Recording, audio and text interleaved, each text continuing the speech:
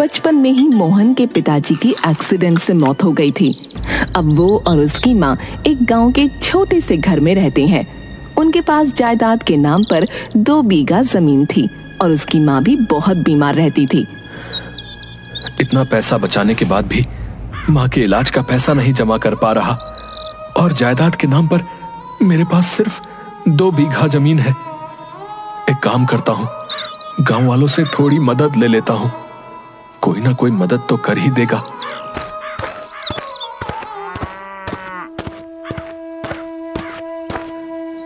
अरे सरपंच जी, मुझे मेरी माँ के इलाज के लिए थोड़े पैसे चाहिए, क्या आप मेरी मदद कर देंगे?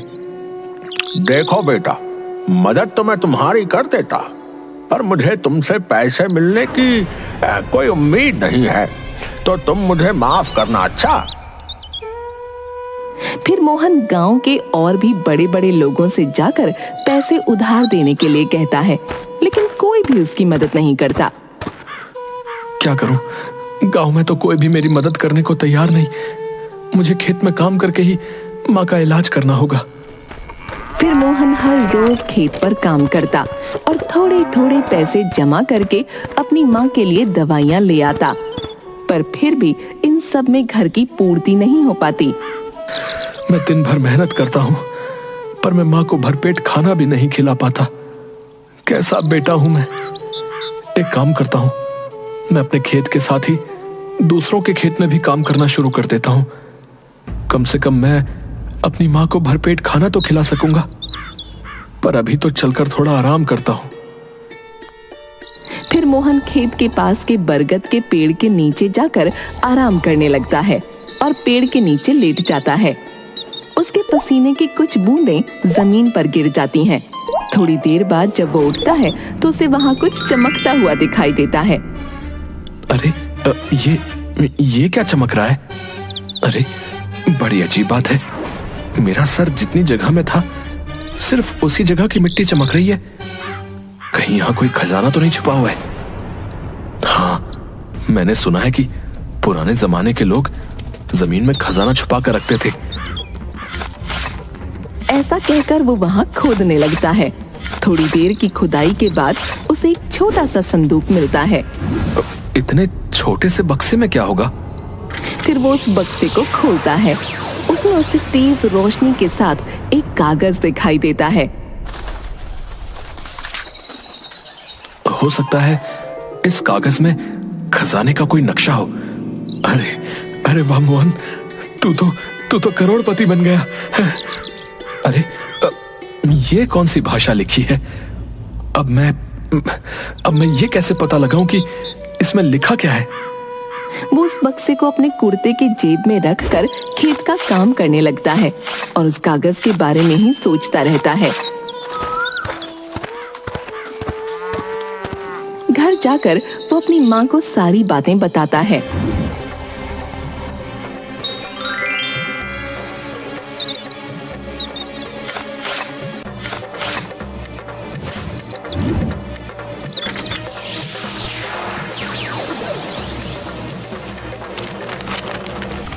पर माँ, इसमें जो लिखा है वो मुझे बिल्कुल समझ में नहीं आ रहा। पता नहीं कौन सी भाषा में लिखा है। एक काम कर, तू इस कागज को लेकर बड़े से वैद्य के पास चला जा। उन्हें बहुत सी भाषाओं का ज्ञान है, वो बहुत ही भरोसेमंद भी है। हाँ माँ, बात तो तुम सही कह रही हो। फिर वो उस कागज को लेकर बड़े वैद्य जी के पास चला जाता है। आओ मोहन, बैठो। साधना की तबीयत कैसी है? तबीयत तो वैसी ही है जैसी पहले थी। वैसे वैद्य जी, मुझे आपसे कुछ जरूरी बात करनी है। वैद्य जी, मेरे खेत के पास जो पुराना बरगद का पेड़ है उसके नीचे से ये मिला। मैं चाहता हूं कि आप मुझे ये पढ़कर बता दें। अरे इसमें कौन सी बड़ी बात है? लाओ वो कागज मुझे दो। अरे इसमें तो किसी जादुई खिचड़ी के बारे में लिखा है। क्या जादुई खिचड़ी? फिर कागज में देखकर मोहन को उस जादुई खिचड़ी की विधि और सामग्री बताते हैं। पर वैद्य जी, इस जादुई खिचड़ी में ऐसी क्या खास बात है? बेटा, इसमें ऐसा तो कुछ नहीं लिखा है, पर मैं तुम्हें अपनी सूझबूझ से पता करके जरूर बताऊंगा। वैद्य जी का एक चेला बाहर खड़े होकर वैद्य जी और मोहन की बातें सुनने की कोशिश करता है। बात तो किसी खिचड़ी की कर रहे थे, पर कुछ समझ नहीं आया। मुझे पता लगाना ही पड़ेगा। मोहन वैद्य जी के कमरे से बाहर निकल रहा था, तब बिट्टू मोहन की तरफ बहुत ही अजीब तरीके से देख रहा था और मोहन ने भी इस बात को नोटिस कर लिया था। वो चुपचाप वहाँ से निकल जाता है। मुझे ऐसा क्यों लगता है कि इस बिट्टू ने हमारी बातें सुन ली। खैर, जो भी है, मुझे खिचड़ी के लिए वैद्य जी के बताए हुए सामान का इंतजाम करना होगा। फिर वो बैठकर सामान की लिस्ट बनाना तैयार करता है और पैसों का हिसाब लगाता है। वो सब तो ठीक है, पर खिचड़ी के लिए पैसे भी इकट्ठे करने हैं। अब तो मैं इस खिचड़ी को बनाकर ही दम लूंगा। आखिर पता तो चले कि ऐसी कौन सी खास बात है इस जादुई खिचड़ी में। माँ, मुझे वैद्य जी ने उस कागज के रहस्य के बारे में बता दिया। अच्छा, तो क्या पता चला? माँ, उस कागज में किसी जादुई खिचड़ी की विधि है। क्या जादुई खिचड़ी? हाँ, वैद्य जी ने मुझे उसकी विधि बताई है। पर इसमें ऐसी क्या खास बात है? वो तो अब भी पता नहीं चला माँ। उस खिचड़ी को लेकिन मैं बनाकर ही दम लूंगा। अरे बेटा, क्या हुआ? तू अचानक इतना परेशान क्यों हो गया? पर माँ, खिचड़ी को बनाने में तो पैसे लगेंगे और मेरी जो भी कमाई है वो तो सब घर के खर्चे में और तुम्हारे इलाज में ही खत्म हो जाते हैं। एक काम कर, मेरी अटैची खोल, उसमें 2 सोने के मोती हैं। उन्हें बेचकर तुझे इतने पैसे तो मिल ही जाएंगे कि वो खिचड़ी तैयार हो जाए। पर माँ, तेरे मोती कैसे बेच सकता हूँ? अरे बेटा, मैं इन 2 मोतियों का क्या ही कर लूंगी। और वैसे भी अगर मेरा बस चले तो मैं तेरे आगे पूरे जहां की खुशियां लाकर रख दूं। पर मैं तो सिर्फ तुझे 2 मोती ही दे रही हूँ। और वैसे भी पता लगाना है ना कि उस जादुई खिचड़ी में ऐसी कौन सी खास बात है। हाँ माँ, बात तो तुम सही कह रही हो। फिर मोहन साधना की अटैची में से वो दोनों सोने के मोती निकाल लेता है और मुंशी के पास पहुंचकर उन्हें बेच आता है। मोहन उन पैसों से खिचड़ी में लगने वाली सारी सामग्री और औषधियां खरीद लेता है। मैंने सारी सामग्री तो खरीद ली, पर जो वैद्य जी ने एक खास जड़ी बूटी बताई थी वो तो मुझे कहीं मिली नहीं। अब एक काम करता हूँ, ये सारा सामान लेकर वैद्य जी के पास ही जाता हूँ और उसके बाद फिर उन्हीं से पूछ लूंगा। मोहन को आता देख वैद्य जी अपने सभी चेलों को वहां से बाहर जाने को कहते हैं। मोहन वैद्य जी के पास आकर दरवाजा लगा लेता है। वैद्य जी, ये देखिए, मैं सारी सामग्रियां ले आया। अब आप मुझे बता दीजिए इन्हें कैसे और कितनी मात्रा में खिचड़ी में मिलाना है। और हाँ, मुझे एक जड़ी बूटी नहीं मिली, उसके बिना खिचड़ी नहीं बन सकती। वो कागज तुम्हारे पास होगा ना, वो मुझे दो। फिर मोहन वैद्य जी को कागज दे देता है। नहीं, वो जड़ी बूटी बहुत ही खास है। इसमें लिखा है कि उस जड़ी बूटी के बिना उस खिचड़ी का कोई महत्व नहीं रहेगा। सारी जड़ी बूटियां जरूरी हैं। पर वो जड़ी बूटी मुझे मिलेगी कहां? तुम यहां से उत्तर की तरफ करीब 1 कोस दूर जाओगे तो तुम्हें एक पहाड़ पर वो औषधि मिलेगी।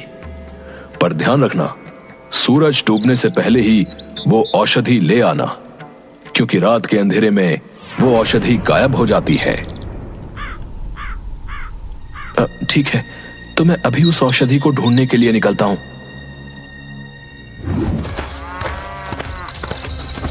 मोहन उत्तर में जाकर उस पहाड़ पर पहुंच जाता है।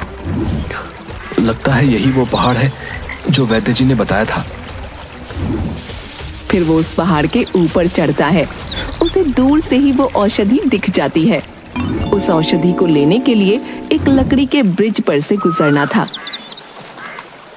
इस पुल को तो देखकर लग रहा है कि ये बहुत पुराना है, पर कितना मजबूत है, अभी तक भी टिका हुआ है। फिर वो उस ब्रिज पर चलने लगता है। एक दो कदम चलने के बाद पुल टूट जाता है और मोहन नीचे नदी में गिर जाता है। जैसे तैसे तैरकर मोहन नदी के किनारे पहुंच जाता है और फिर से उसी जगह पर पहुंचता है। ये पुल तो टूट गया, अब मैं औषधि कैसे लूंगा? और थोड़ी देर में सूरज भी डूबने वाला है। क्या करूं, क्या करूं? फिर वो अपने आसपास देखता है। उसे पेड़ की एक मोटी बांस की लंबी टहनी दिखाई देती है। वो जाकर बांस की लंबी टहनी खींच कर ले आता है और दोनों पहाड़ के बीच में रख देता है और उस पर चलकर दूसरी तरफ पहुंच जाता है।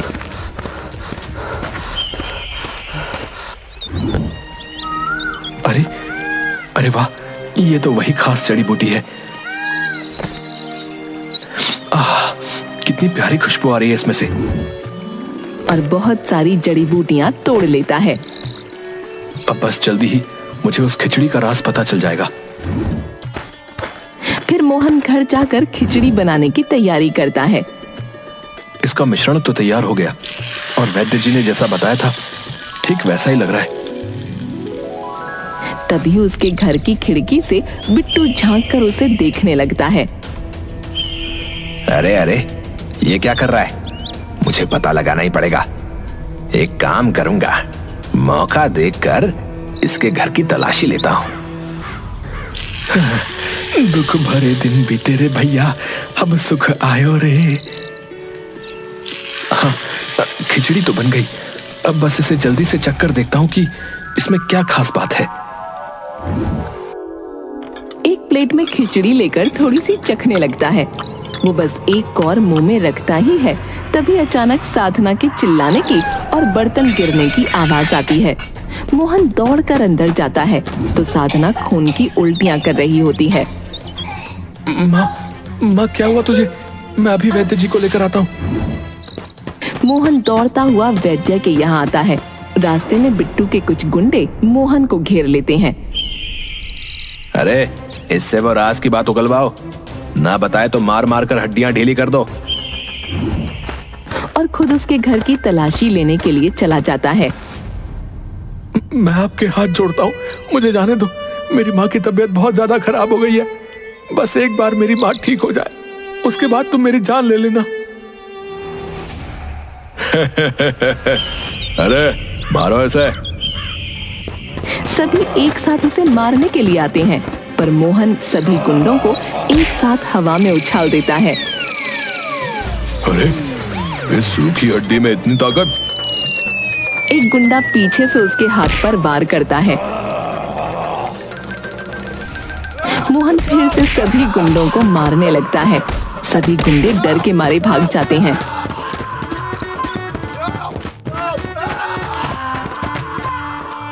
दूसरी तरफ बिट्टू मोहन के घर पहुंचता है। बिट्टू की नजर भी साधना पर पड़ती है, पर वो उसे नजरअंदाज कर देता है और उसके घर की तलाशी लेने लगता है। आखिर उस बक्से में ऐसी कौन सी खास बात है जो वैद्य जी हमारे सामने नहीं कर रहे थे? तभी उसकी नजर खिचड़ी पर पड़ती है। अरे वाह, खिचड़ी! वो थोड़ी सी खिचड़ी चखकर उसे थूक देता है। थू थू थू, ये क्या बनाया है? इसे तो खाना भी बनाना नहीं आता। और फिर से संदूक ढूंढने लगता है और बिट्टू की नजर मोहन के कुर्ते पर पड़ती है। बिट्टू उस कुर्ते को टटोलता है तो वो संदूक उसी में होता है। हाँ, यही तो थी। इसी में कोई खास बात होगी। और बिट्टू वहां से चला जाता है। मोहन वैद्य जी के यहाँ जाकर देखता है तो वैद्य जी की हालत बहुत खराब होती है। वो जमीन पर गिरे हुए होते हैं। वैद्य जी, वो मैं आपको लेने आया था। मेरी माँ की तबीयत बहुत खराब है और यहाँ आकर देखा तो आप भी। मेरी बात सुनो बेटा, मेरा समय आ गया है। पर माँ उनकी तबीयत बहुत खराब है। वो खून की उल्टियां कर रही हैं। आप बताइए मैं क्या करूं? मेरी बात ध्यान से सुन। मेरा आखिरी समय आ गया है, पर वो जो जादुई खिचड़ी है उससे तेरी माँ की तबीयत ठीक हो जाएगी। वो खिचड़ी किसी का भी रोग ठीक कर सकती है।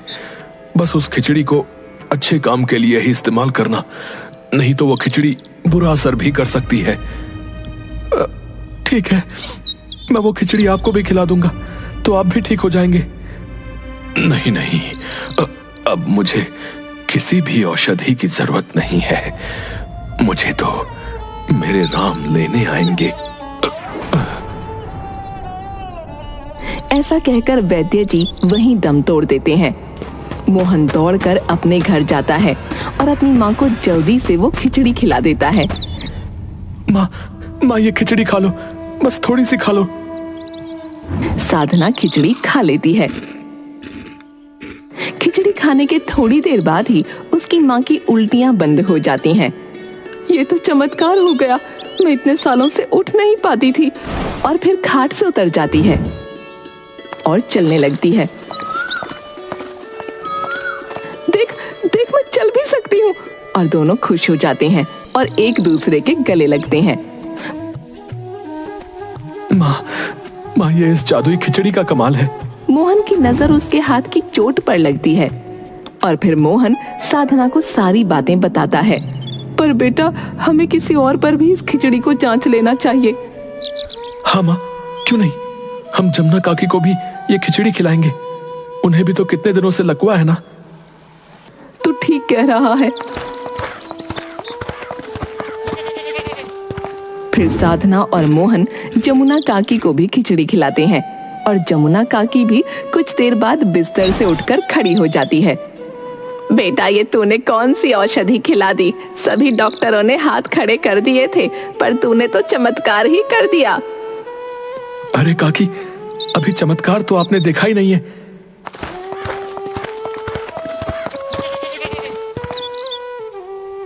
माँ, आज मैं बहुत खुश हूं कि तुम ठीक हो गई।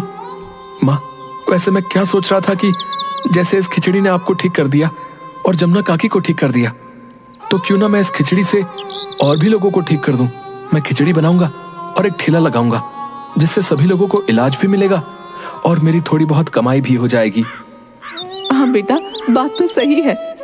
हाँ, और मैं उस खास जड़ी बूटी को अपने खेत में लगा दूंगा, जिससे मुझे बार बार तकलीफ भी नहीं उठानी पड़ेगी।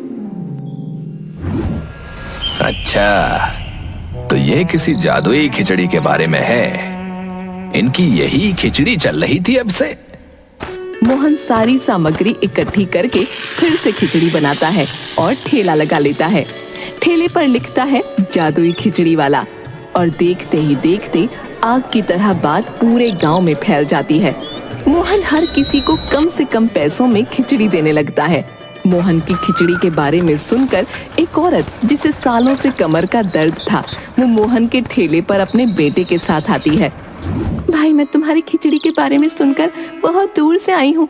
क्या सच में तुम्हारी खिचड़ी सभी रोगों का इलाज करती है? अरे माँ जी, ये लीजिए, आप पहले मेरी खिचड़ी खाकर तो देखिए। फिर वो औरत खिचड़ी खा लेती है। अरे बेटा, मुझे खिचड़ी खाकर बहुत अच्छा लग रहा है और मेरा दर्द वो भी अचानक छूमंतर हो गया। और फिर वो औरत व्हील चेयर से उठ खड़ी होती है और मोहन के पास आकर उसके पैर छूकर रोने लगती है। बेटा, मैं कितने ही सालों से कमर दर्द की वजह से दुख पा रही थी, पर आज सिर्फ तेरी वजह से मैं ठीक हो गई। अरे अरे माँ जी, ये आप क्या कर रही हैं? ये सब मेरा नहीं, ये खिचड़ी का कमाल है। बिट्टू भी ये सब होते हुए देख रहा था। अच्छा, तो ये खास बात है उस जादुई खिचड़ी में। अब तो मुझे भी ये खिचड़ी बनानी पड़ेगी। मैं इससे भी अच्छी खिचड़ी बनाऊंगा। हैं। बिट्टू कागज में पढ़कर खिचड़ी की विधि देखता है। अच्छा, तो ऐसे बनाते हैं जादुई खिचड़ी। वो जाकर सारा सामान ले आता है और उस कागज से मिलाने लगता है। खिचड़ी के लिए सारा सामान तो आ गया, पर ये कौन सी जड़ी बूटी है? अजी छोड़ो, है एक जड़ी बूटी ना होने की वजह से क्या ही फर्क पड़ने वाला है। ये खिचड़ी बनाकर मैं सबसे बड़ा वैद्य बन जाऊंगा। हैं। बिट्टू भी खिचड़ी बना लेता है और मोहन के ठेले के सामने जाकर, अरे सुनो सुनो, अरे गांव वालों देखो, मैं भी जादुई खिचड़ी बना सकता हूँ भैया। बिट्टू भीड़ में खड़े एक आदमी को उसकी खिचड़ी खिलाता है। ये लो खाओ और खाकर देखो कि किसकी खिचड़ी ज्यादा अच्छी है। फिर वो आदमी उस खिचड़ी को खाता है। कैसा महसूस हो रहा है? कुछ आराम मिलाया नहीं? अरे अरे, तुमने इस खिचड़ी में क्या मिला दिया है भाई? अरे तुम्हारी इस खिचड़ी से तो मुझे जुलाब लग गया। ना जाने क्या उलझुल खिचड़ी में डाल दिया और आया जादुई खिचड़ी बनाने वाला। अरे मारो इसे, मारो।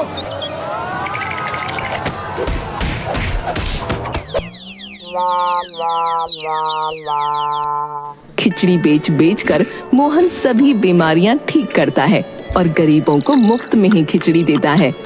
इस तरह मोहन की हालत भी सुधर गई और उसने गांव में एक बड़ा मकान और 25 बीघा जमीन और भी खरीद ली।